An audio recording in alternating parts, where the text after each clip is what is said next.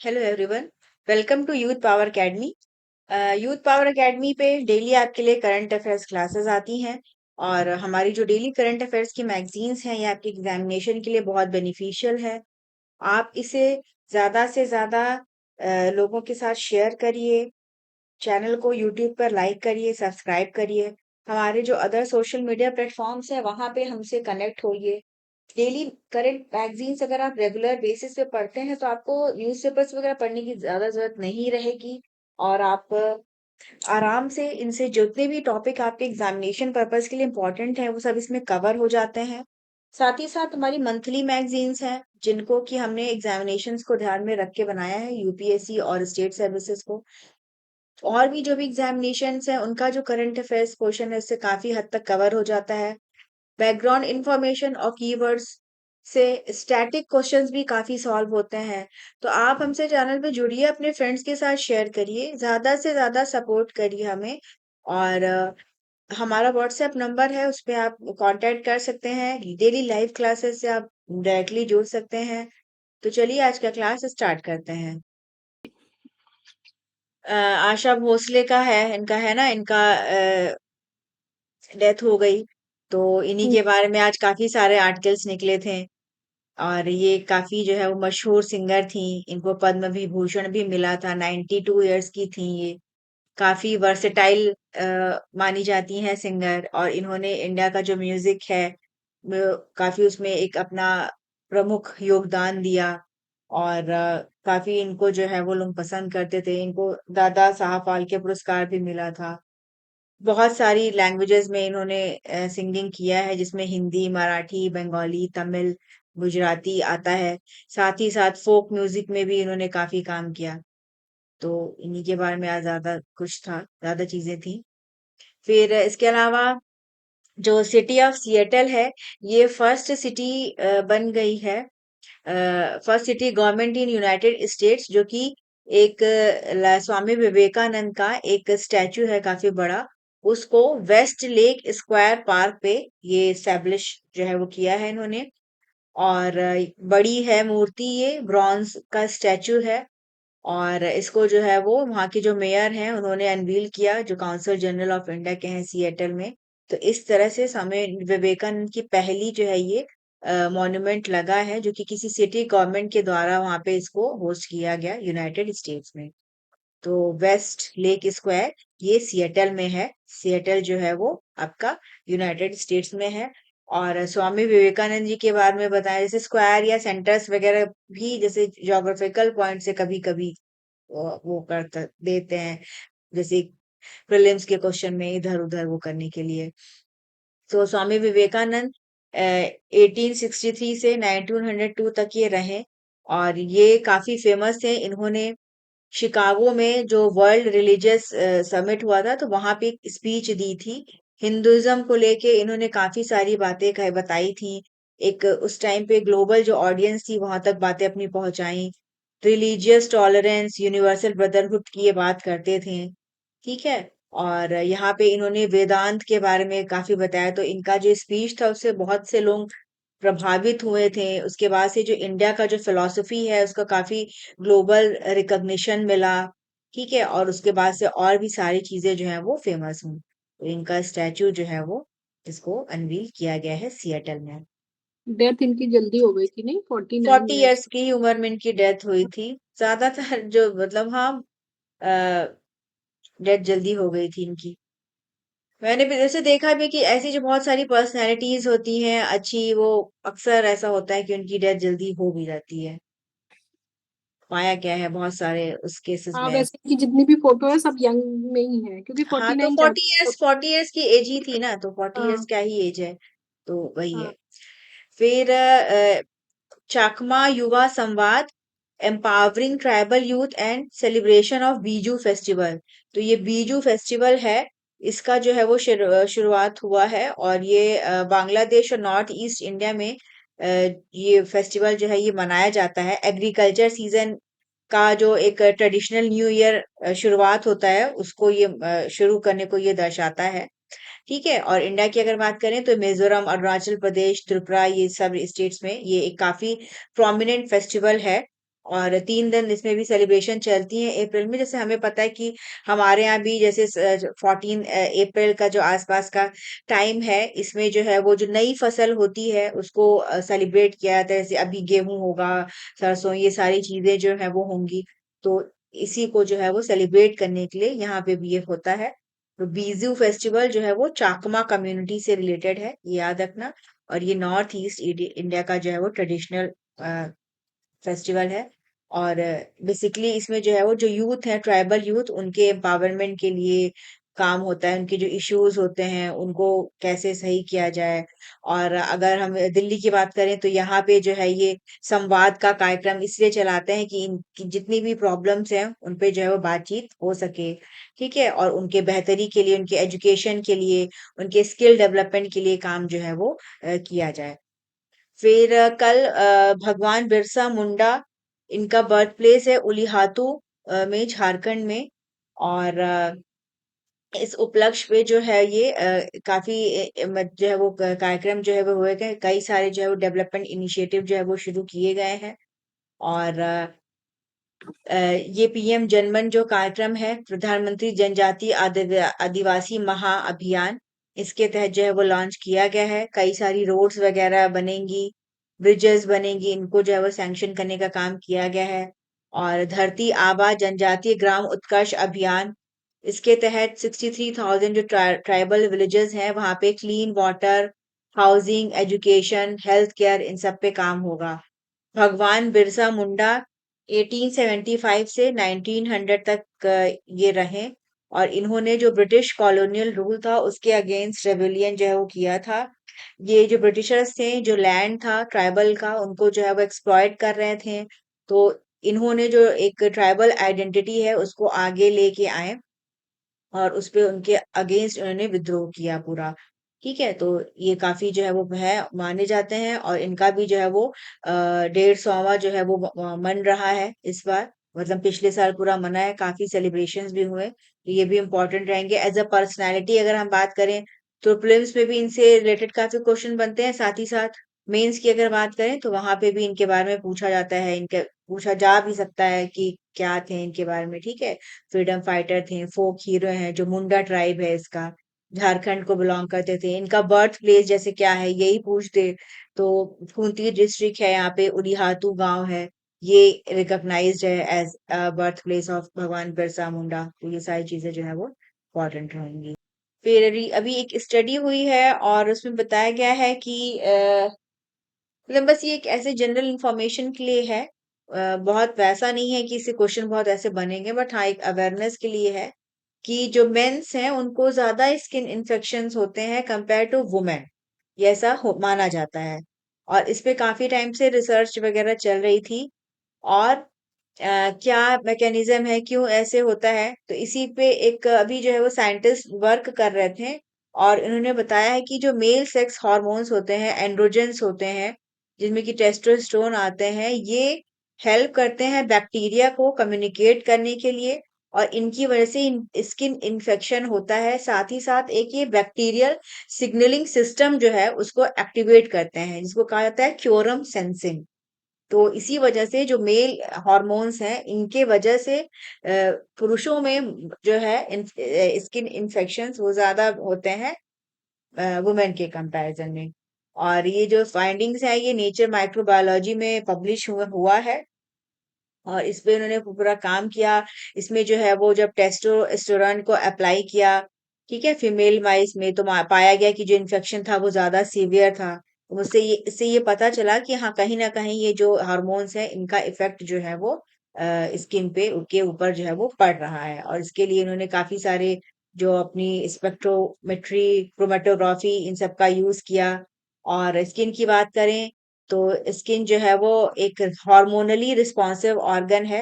मतलब जो हमारी बॉडी के हार्मोन्स रहते हैं जिस तरह के, उनका स्किन पे इफेक्ट जो है वो पड़ता है। और सेबेसियस जो ग्लैंड्स होती हैं इनसे जो है वो हार्मोन प्रोड्यूस होता है। ठीक है, टेस्टोस्टेरोन, ये सब जो है वो माइक्रोब्स को जब मिलते हैं स्किन सर्फेस पे, जब इनसे कांटेक्ट में आते हैं तो इनकी वजह से जो इन्फेक्शन होता है वो बिगिन होता है। और फिर ज्यादा सीवियर केसेस में काफी बढ़ता भी है। ठीक है, तो इसकी वजह से प्रॉब्लम जो है वो बढ़ती है। तो इन्होंने एक पूरा ये आइडेंटिफाई किया है और इन्होंने कहा है कि एक टेस्टोस्टेरोन का एक मिरर इमेज फॉर्म इन्होंने जो है वो आइडेंटिफाई किया, इसको नाम दिया इन्होंने एनांशियोमर टेस्टोस्टेरोन या एनटीटी। ठीक है, और इस पे भी इन्होंने पूरा जो है इनका पूरा रिसर्च किया। तो कैसे जो है वो ह्यूमंस का बैक्टीरिया का जो है एक इंटरेक्शन होता है, किस तरह से ये स्किन इन्फेक्शन कॉज करते हैं, और जो ये बैक्टीरिया स्किन इन्फेक्शन कॉज करता है उसका नाम है स्ट्रेप्टोकॉकस ऑरिसियस। तो ये भी है। ठीक है, और कभी कभी इसकी वजह से सेप्टिक हो जाता है, तो वो भी काफी जो है वो स्टेफाइलोकोकस ऑरियस, तो इसकी वजह से भी प्रॉब्लम जो है वो होती है। तो बस ये नाम याद रखो कि कौन से बैक्टीरिया की वजह से स्किन इन्फेक्शन होता है, और कैसे जो मेल हॉर्मोन्स है वो कहीं ना कहीं इन्फेक्शंस को ट्रिगर करते हैं। फिर ministry of youth affairs and sports इन्होंने एक नेशन वाइड नारी शक्ति यूथ पार्लियामेंट इसको ऑर्गेनाइज किया, और ये जो है वो मेरा युवा भारत प्लेटफॉर्म के तहत जो है वो इसको ऑर्गेनाइज किया गया। और ये जो इनिशिएटिव है इसको 17 जोन्स में जो है वो कंडक्ट कराया गया। 7,000 से ज्यादा यंग वुमेन इन्होंने इसमें पार्टिसिपेट किया। और ये जो है ये एक तरह से यूथ लेड कैसे जो है वो पॉलिसी बनाई जाए, कैसे महिलाओं को ज्यादा से ज्यादा इसमें ले आया जाए, कैसे उनको एकेडमिक्स में सोशल ट्रांसफॉर्मेशन के लिए रीजनल चीजों से कनेक्ट किया जाए, तो उस पे इसका ये पूरा वो फोकस है।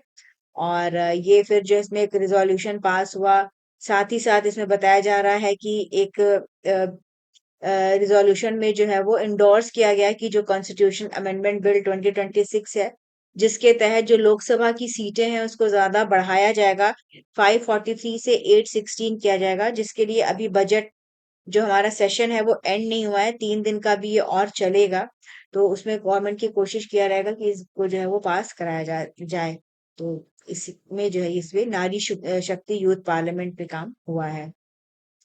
फिर राष्ट्रपति द्रौपदी मुर्मू ये गुजरात और महाराष्ट्र की विजिट पे रहेंगी, और एम्स राजकोट है, राजकोट में बना है, तो वहां का ये फर्स्ट कन्वोकेशन सेरेमनी जो है वो अटेंड करेंगी।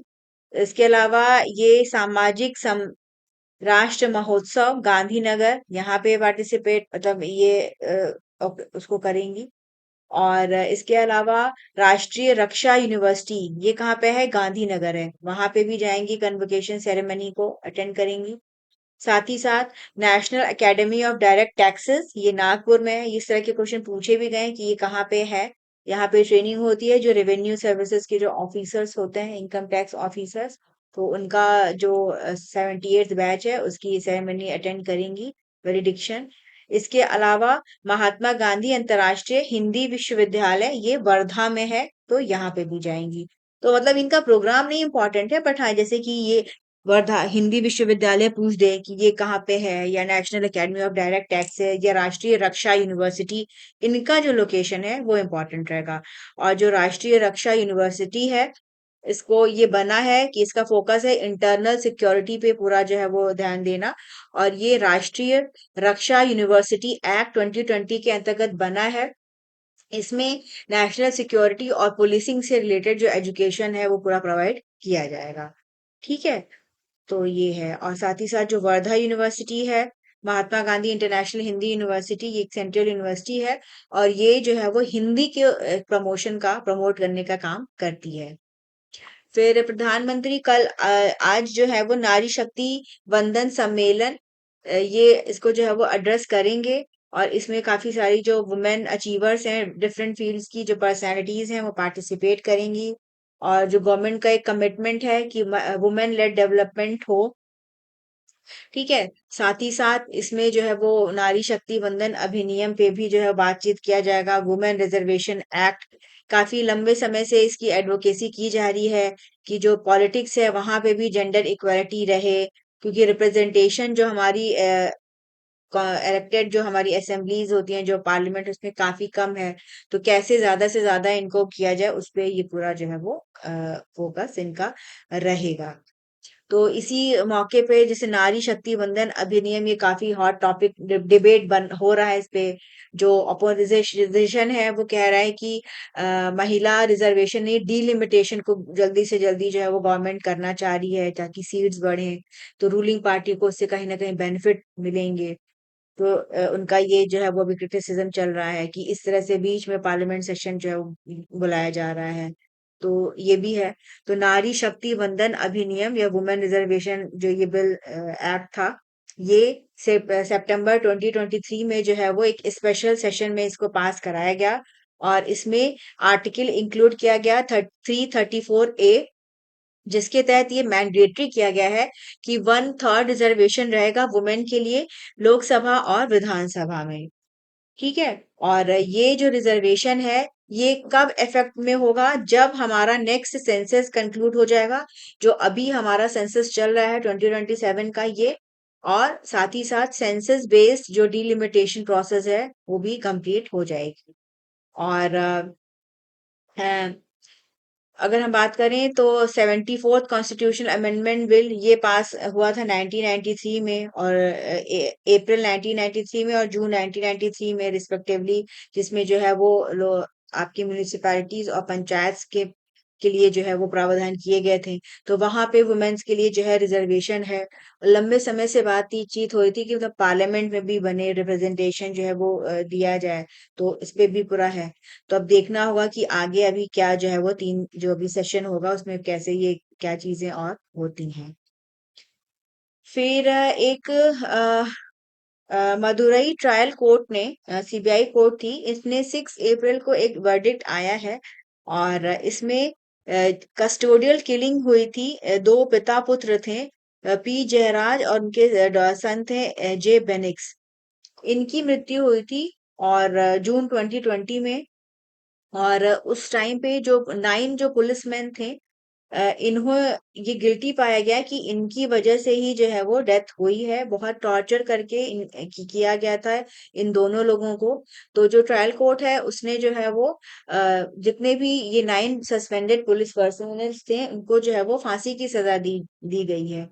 तो इसमें है कि इसी से रिलेटेड ये पूरा आर्टिकल है। इसमें एक्सप्लेन किया गया है कि कैसे जो है वो चीजें जो है वो इस केस के उसमें हुई। और जो जज हैं जी मुथु कुमारन, इन्होंने कहा कि ये एक तरह से इसको सेलिब्रेट करना चाहिए जुडिशियल इंटॉलरेंस का, कि किसी भी प्रकार की अगर ब्रुटैलिटी होती है तो उसको जो है वो टॉलरेट नहीं किया जाएगा। और जो जज है उन्होंने रियरेस्ट ऑफ रियर डॉक्ट्रिन को जो है वो अप्लाई किया है इस पर्टिकुलर केस में। ये Bachchan Singh versus state of Punjab case हुआ था। यहाँ पे जो कॉन्स्टिट्यूशनल बेंच थी उन्होंने कहा था कि death sentence may be imposed only when the alternative of life imprisonment is unquestionably imprisonment or death, unconsiderably foreclosed।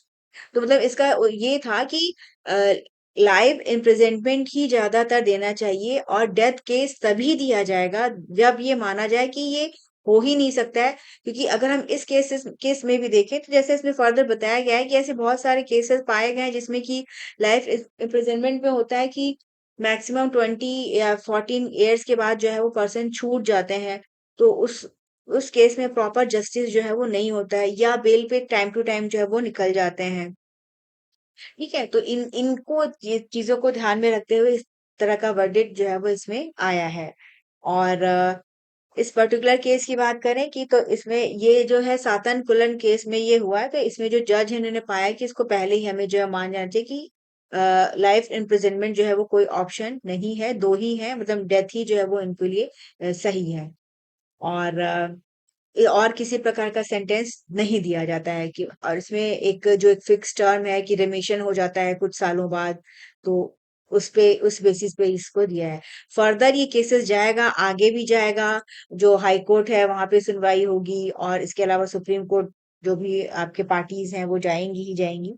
तो मतलब मेन जो इसका पर्पस है वो यही है कि जो हीनियस क्राइम है, जो ब्रुटैलिटी है, इस पर्टिकुलर केस में अगर हम देखें तो जो 9 पर्सन थे वो एजुकेटेड पर्सन थे, गवर्नमेंट एम्प्लॉयज थे, पुलिस ऑफिसर्स थे।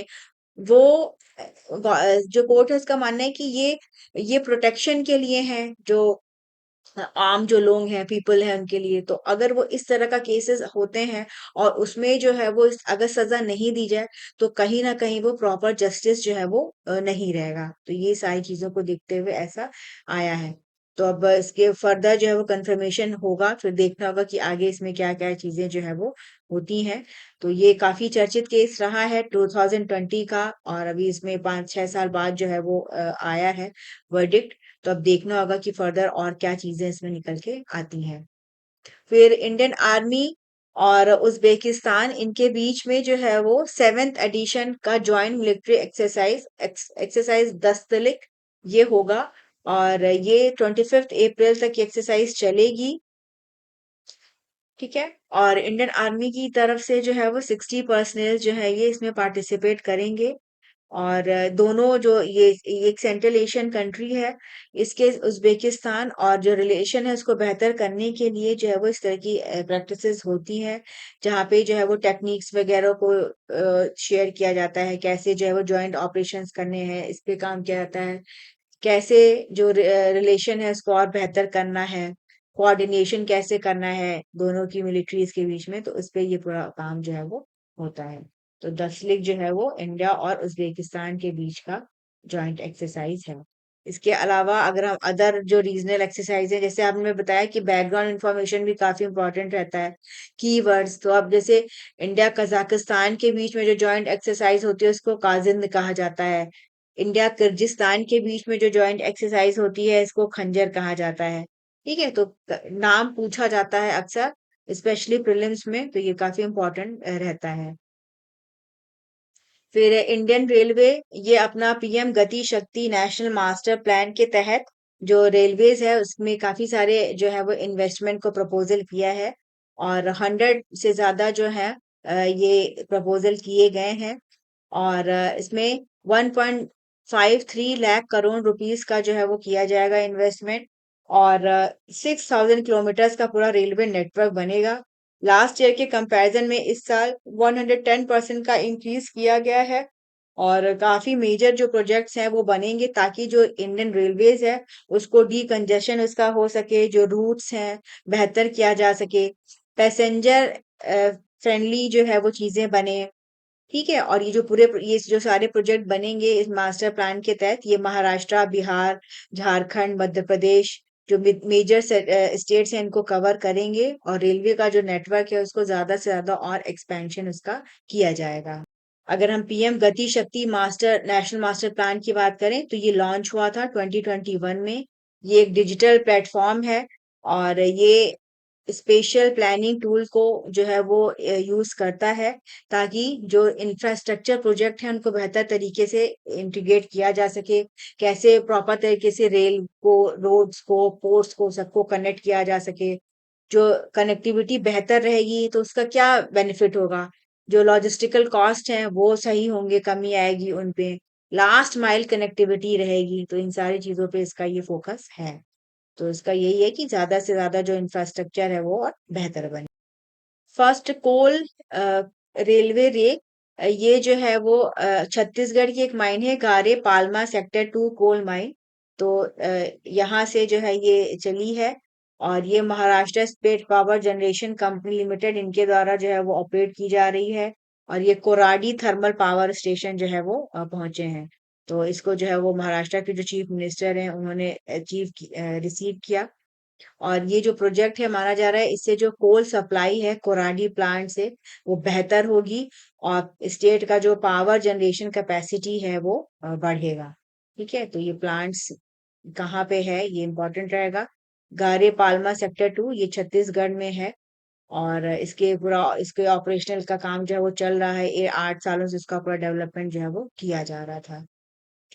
फिर मध्य प्रदेश के लिए जो है वो एक एग्रीकल्चर रोड मैप जो है वो इसका रिलीज किया गया, जो यूनियन मिनिस्टर हैं शिवराज सिंह चौहान उनके द्वारा। और इन्होंने बोला है कि यहाँ की डिस्ट्रिक्ट्स हैं सीहोर, देवास, विदिशा, रायसेन। यहाँ पे बेहतर जो फार्मिंग है उसको बेहतर करने के लिए, प्रॉफिटेबल और सस्टेनेबल बनाने के लिए पूरा एक काम किया जाएगा। कैसे वाटर मैनेज करना है, क्रॉप को कैसे डाइवर्सिफाई किया जाए, कैसे ज्यादा से ज्यादा प्रॉफिटेबल बनाया जाए, जो इंक्रीजिंग पॉपुलेशन है उसको बेहतर तरीके से जो है उनको बेनिफिट्स प्रोवाइड किया जाए, तो इस पे पूरा प्लान, इस पे काम जो है वो हो रहा है। फिर इसका जो इसमें उन्होंने बताया है कि जो की इनिशिएटिव्स हैं वो ये रहेंगी कि हर गांव में सीड विलेजेस को स्टैब्लिश किया जाएगा, कि ज्यादा से ज्यादा जो प्रोडक्शन है सीड्स का प्रोडक्शन वो बढ़े। ठीक है, 20% तक बढ़ाया जाए। क्लीन प्लांट सेंटर्स बनाए जाएंगे, जहाँ पे जो है वो high quality disease free plant material provide किया जाएगा। साथ ही साथ जो है वो हायरिंग सेंटर्स रहेंगे, मशीन बैंक्स रहेंगी, ताकि ये फार्मर्स को सपोर्ट प्रोवाइड किए जाएं। इसके अलावा इन्होंने सॉयल मोबाइल एप्लीकेशन लॉन्च किया, जिसके तहत साइंटिफिक जो फार्मिंग है उसको बढ़ावा दिया जाएगा। कैसे साइंटिफिक प्रैक्टिसेस का यूज करके जो फार्मर्स हैं वो जो सॉयल की कंडीशन है उसको बेहतर कर सकते हैं, उस पे इनको जो है वो काम किया जाएगा, उससे इनको हेल्प मिलेगी। सॉयल टेस्टिंग वगैरह का काम किया जाएगा। सॉयल हेल्थ कार्ड्स जो है वो इशू किए जाएंगे, उनको बताया जाएगा कि आप कैसे जो है वो इसको पा सकते हैं। साथ ही साथ जो डिफरेंट क्रॉप्स हैं उनकी डिफरेंट नीड्स होती हैं, रिक्वायरमेंट्स होते हैं, न्यूट्रिशनल रिक्वायरमेंट्स, फर्टिलाइजर्स, उस पे पूरा वर्क किया जाएगा। क्रॉप डाइवर्सिफिकेशन से ये होगा कि जो ट्रेडिशनल क्रॉप्स हैं इनके अलावा ऐसे क्रॉप्स को उगाने में मदद किया जाएगा जिनका हाई पोटेंशियल हो, और जिनका जो है वो जिनसे ज्यादा से ज्यादा मनी भी इनको मिले। इसमें जैसे कि ड्रैगन फ्रूट आजकल काफी इसकी डिमांड है, इस पे लोग काम कर रहे हैं। एवोकाडो, ये सब क्या है, महंगे फ्रूट्स हैं, तो अगर इनकी खेती होगी, किसान इसको बेचेंगे तो इसका उनको फायदा होगा। इन सारी चीजों के लिए मतलब मेनली यही है कि एग्रीकल्चर और फार्मर्स के बेटरमेंट के लिए ये सारा इनिशिएटिव लिया गया है, और मध्य प्रदेश में इस पूरे रोड मैप पे काम आगे गवर्नमेंट करेगी। ग्रेट निकोबार आइलैंड के बारे में एक आर्टिकल था, इसमें पहले भी हम लोगों ने बात कर चुकी है कि जो सेंट्रल गवर्नमेंट है वो 92,000 करोड़ का एक मेगा स्ट्रक्चर प्रोजेक्ट लेके आ रही है, ताकि जो ग्रेट निकोबार आइलैंड है उनका एक होलिस्टिक डेवलपमेंट हो सके। इसका उद्देश्य है कि यहाँ पे एक पोर्ट बनाया जाएगा, एक टूरिज्म लेड इकोनॉमी जो है वो बनाई जाएगी। और पिछले साल अक्टूबर के बाद से काफी जो है वो इसमें काम में जो है वो स्पीड आई है, तेजी आई है, और काफी सारे कंसर्न्स भी रेज किए जा रहे हैं। जो लोकल पॉपुलेशन है, जो वहाँ की ट्राइब्स है, पर्टिकुलरली जो निकोबारीज ट्राइब है और जो शोम्पेन ट्राइब है, शोम्पेन के बारे में कई बार पूछा जा चुका है कि ये ट्राइब जो है वो किस स्टेट को बिलोंग करती है, किस यूटी को बिलोंग करती है। इसका रीजन जो है वो कई बार आ चुका है। तो यहाँ ये तो माना जा रहा है कि इससे इनके ऊपर काफी इम्पैक्ट पड़ेगा, इकोलॉजी पे काफी इम्पैक्ट पड़ेगा। ठीक है, और एनवायरमेंटलिस्ट जो है वो इसका विरोध कर रहे हैं कि अगर ये पूरा चीज बनती है तो कहीं ना कहीं जो अंडमान निकोबार है ये इफेक्टेड होगा। और तो अब इस पे देखना होगा कि आगे क्या चीजें होती हैं।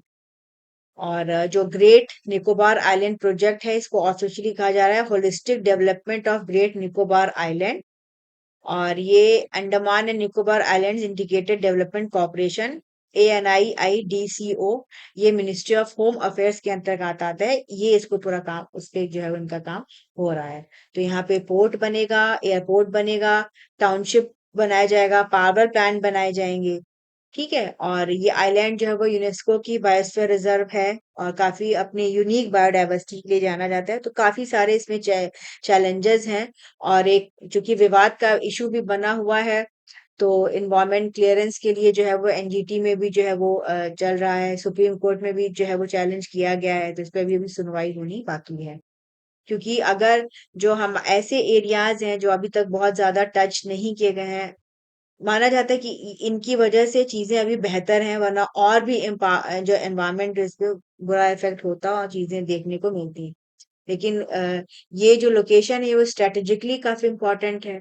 तो गवर्नमेंट का है कि यहाँ पे ये पोर्ट वगैरह बनाना काफी जरूरी है, कनेक्टिविटी के लिए एयरपोर्ट भी जरूरी है।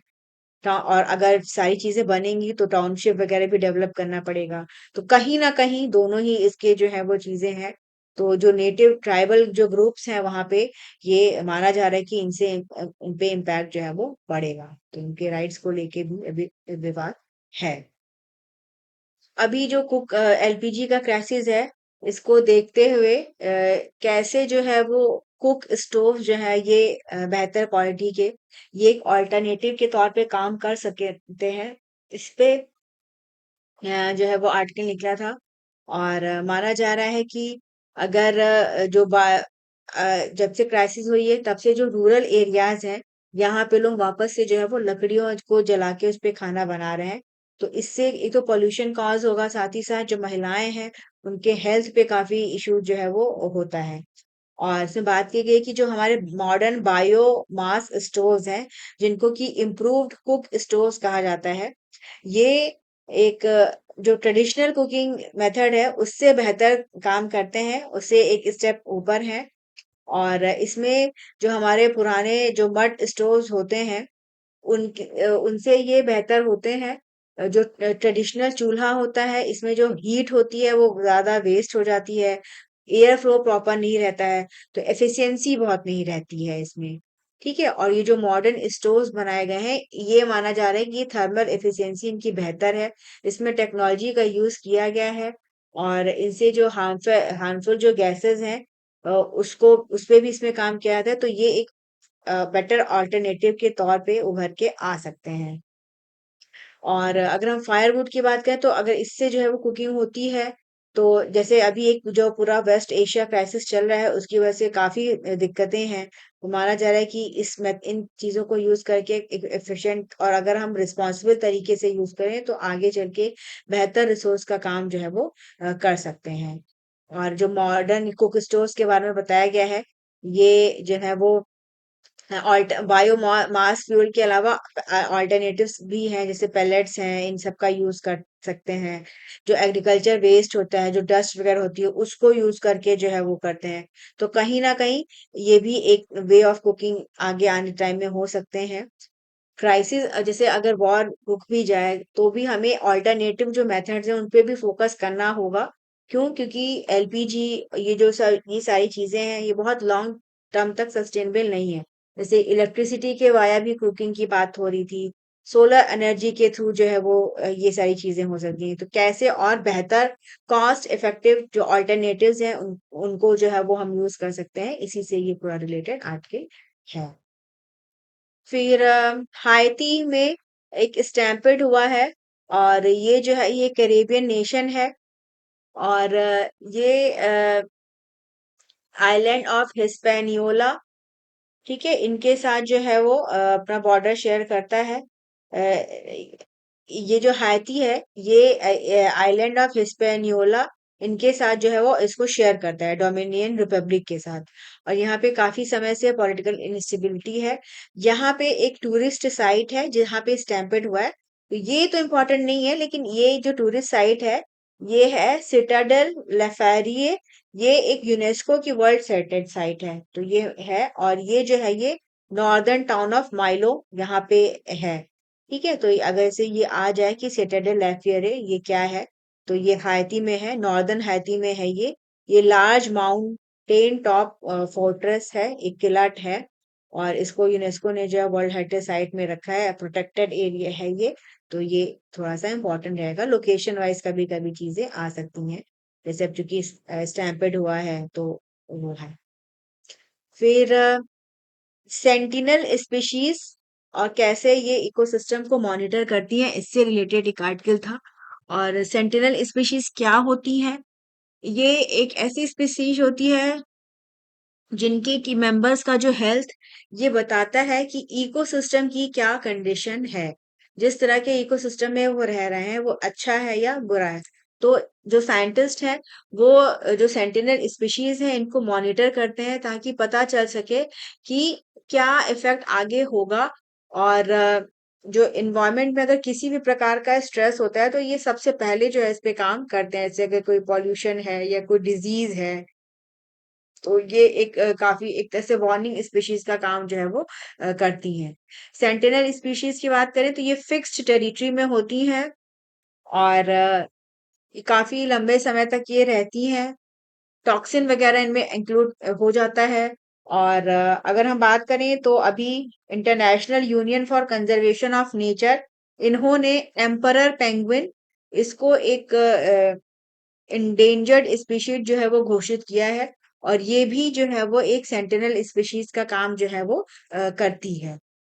ठीक है, और ये जो अंटार्कटिक रीजन है उसका जो पूरा वार्मिंग हो रहा है, तो इनके जो लाइफ स्टाइल है इसको स्टडी करके हमको पता चला है कि हाँ इनका इम्पैक्ट पड़ रहा है। और क्लाइमेट चेंज की वजह से जो ये इस पेंगुइन्स हैं, इनकी पॉपुलेशन में माना जा रहा है कि 2080 तक ये हाफ हो जाएंगी। तो कहीं ना कहीं इनसे एक एनवायरनमेंट को समझने में जो है वो मिलती है। इसके अलावा फ्रॉग्स जो है, ये भी सेंटिनल स्पीशीज का काम करते हैं। इनकी जो स्किन होती है परमिएबल होती है, और ये वाटर और सॉइल से जो है चीजों को एब्जॉर्ब करते हैं, तो ये काफी सेंसिटिव होते हैं। अगर कोई पेस्टिसाइड या पैथोजन है तो आसपास का जो इकोसिस्टम है उसमें क्या टॉक्सिन है, किस प्रकार का स्ट्रेस है, इन इनकी वजह से इनको जो है वो पता लगाया जाता है। ठीक है, तो सेंटिनल स्पीशीज क्या है, जैसे कभी कभी साइंस के क्वेश्चंस में इस तरह की चीजें जो है वो आती हैं।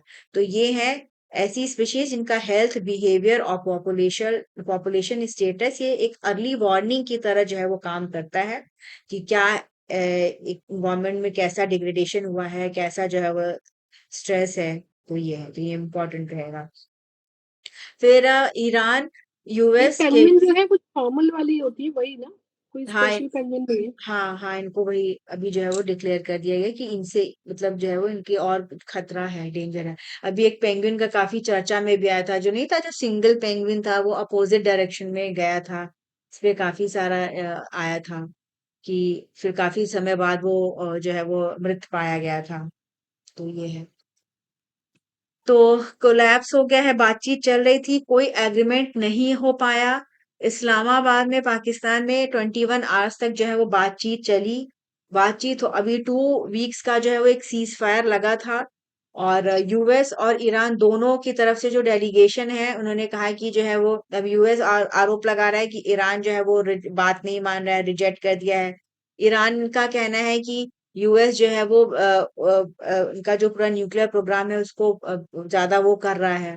ठीक है, तो उनके सोवरिन जो राइट्स हैं उस वो नहीं मान रहे हैं। तो कहीं ना कहीं फेल हो गया है, बातचीत नहीं है। तो अब आगे आने वाले टाइम में, अभी तो ये 2 वीक का इन्होंने सीज फायर है, लेकिन ये सीज फायर कभी भी ओपन हो सकता है, फिर से पूरी प्रॉपर वॉर जो है वो स्टार्ट हो सकती है। और या ये भी हो सकता है कि और कंट्रीज जो है वो बातचीत में हो। यूएस का कहना है कि जो स्ट्रेट ऑफ हॉर्मुज है इसको ये अपनी नेवी को के द्वारा पूरा कंट्रोल करने जा रहे हैं। जो भी शिप्स वगैरह आएंगी जाएंगी इनको ये जो है वो करेंगे। तो अब देखना होगा कि क्या चीजें होती हैं, क्योंकि जो स्ट्रेट ऑफ हॉर्मुज है एक चोक पॉइंट है पर्शियन गल्फ और गल्फ ऑफ ओमान का। यहीं से काफी जो है वो ऑयल जो भी ये है ये जाती हैं। और पूरे इस क्राइसिस का जो इफेक्ट है वो हर कंट्री पे पड़ रहा है। तो अब देखना होगा कि इसमें क्या चीजें निकल के आती हैं। ठीक है। फिर अ, जो डिपार्टमेंट ऑफ पोस्ट है, कर्नाटका पोस्टल सर्किल, इन्होंने जो है वो कमरमेरेटिव पोस्टेज स्टैम्प्स जो है वो अनवील किए हैं। और ये इंडिया का जो ह्यूमन स्पेस फ्लाइट प्रोग्राम है, इसमें जो प्रोग्रेस रहा है, इसरो का जो पूरा काम रहा है उसको दिखाया गया है कि किस प्रकार से इंडिया का स्पेस जर्नी जो है वो अभी तक का रहा है। क्या फ्यूचर प्लान है, जैसे पहला जो हमारा आर्यभट्ट सैटेलाइट लॉन्च हुआ था उसके बारे में बताया गया। ठीक है। और इसके अलावा इसमें जो है वो इंडिया की जो साइंटिफिक हेरिटेज है उसको पूरा हाईलाइट किया गया है, जंतर मंतर को रखा गया है। और बताया गया है कि आगे आने वाले टाइम में गगनयान हम भेजने वाले हैं, इसके तहत हमारे जो एस्ट्रोनॉट्स हैं वो जाएंगे वापस। तो ये सारी चीजें हैं। फिर स्पोर्ट्स की बात करें तो टेनिस में जेनिक सिनर हैं, और इन्होंने कार्लोस अल्काराज को हराया है 2026 के मॉन्टे कार्लो मास्टर्स में। और ये वर्ल्ड के टॉप प्लेयर अभी बन गए हैं। ठीक है, जेनिक सिनर। और मॉन्टे कार्लो मास्टर जो है ये भी एक इम्पोर्टेंट एटीपी टूर्नामेंट जो है वो होता है। इसके अलावा आयुष शेट्टी, ये बैडमिंटन खेलते हैं, और इन्होंने एशिया चैंपियनशिप में बैडमिंटन में सिल्वर मेडल लाया है। ये पहले इंडियन मेन हुए हैं जिनको फाइनलिस्ट बने हैं 61 ईयर्स में। बैडमिंटन एशिया चैंपियनशिप ये एक एनुअल टूर्नामेंट है। ठीक है, ये भी होता है। और अगर हिस्टोरिकली देखा जाए तो काफी जो इंडियन मेन सिंगल प्लेयर्स इनको स्ट्रगल हुआ, मतलब होता है इसमें पहुंचने में। और प्रकाश पादुकोण ये इंडिया के मेन सिंगल चैंपियन बने थे 1970 में। ठीक है। और उसके बाद से अभी ये आयुष शेट्टी, इन्होंने जो है ये सिल्वर मेडल इसमें जीता है। फिर दिल्ली दीपिका के आरित कपिल हैं। हाँ, दीपिका ये पादुकोण के फादर है वही ना? हाँ हाँ, दीपिका पादुकोण के फादर हैं ये। और आरित कपिल हैं, ये 10 इयर्स के हैं, 10 ईयर 7 मंथ ओल्ड के। ये यंगेस्ट इंडियन चेस प्लेयर बन गए हैं। और to make an international master norm, इन्होंने ड्रॉ किया सैमुअल असाका, ऑस्ट्रेलिया के साथ फाइनल। ये ऑस्ट्रेलिया के प्लेयर थे फाइनल राउंड में। ठीक है, तो काफी इन्होंने ये मतलब नए जो है वो 10 ही साल में बन गए हैं। अच्छा, आजकल लोग चेस बच्चे खेल रहे हैं, छोटे छोटे बच्चे, है ना, काफी यंग एज में ये ग्रैंड मास्टर वगैरह बन जाते हैं। फिर सावन बर्नवाल है, और इन्होंने 48 year old marathon national record तोड़ा है, जो कि लॉन्गेस्ट स्टैंडिंग मार्क था इंडियन एथलीट्स का। और इन्होंने जो है वो 2 hours 11 minutes 58 seconds में जो है वो एलीट मैराथन रेस को जो है वो फिनिश किया। ठीक है। और इसके पहले जो ये रिकॉर्ड था, ये शिवनाथ सिंह के नाम पे था। तो ये जो है वो मैराथन खेलने का काम करते हैं स्पोर्ट्स में। जैसे दो तीन ये सब न्यूज है ये। तो यही था सारा आज का। तो ये आज का सारा करंट अफेयर्स था। और आप हमसे चैनल पे ज्यादा से ज्यादा जुड़िए, चैनल को लाइक करिए, सब्सक्राइब करिए, अपने फ्रेंड्स के साथ शेयर करिए। डेली जो करंट अफेयर्स मैगजीन्स हैं, इनको पढ़ना को अपने अपने रूटीन में ले आइए। इससे आपको बहुत बेनिफिट रहेगा आपके एग्जामिनेशन के लिए। तो फिर नेक्स्ट क्लास में हम लोग मिलेंगे।